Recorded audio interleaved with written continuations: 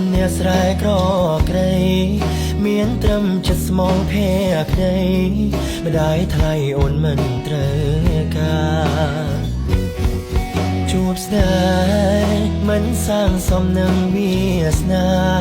អូនត្រូវផ្គប់ចិត្តគ្រួសារស្នេហាប្រឆាបែកបាំងត្រូវទៅមុំឬដើរថយក្រោយរួមម្ដាយអូនដៀលបងថាអាក្របីគ្មានសេះសល់អ្វីក្រៅពីសំមកខ្លួនជីវិតរួមកំក្នុងភូមិ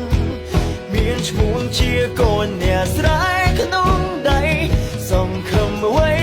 ចង់ឲ្យរូបស្រីរួងក្បែរប្រាណទួងបីបងកូនអ្នកស្រែ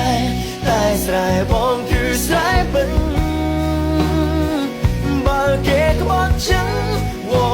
មិនគ្រាំរៀងរៃត្រឡប់មកស្រងយើងវិញធ្វើស្រែធ្វើស្រូវដាំដុំពេញព្រៃដើមថ្ងៃថ្មីបងនឹងរូបស្រីមិនឃ្លាតឆ្ងាយបងសុំកាយជាខ្នង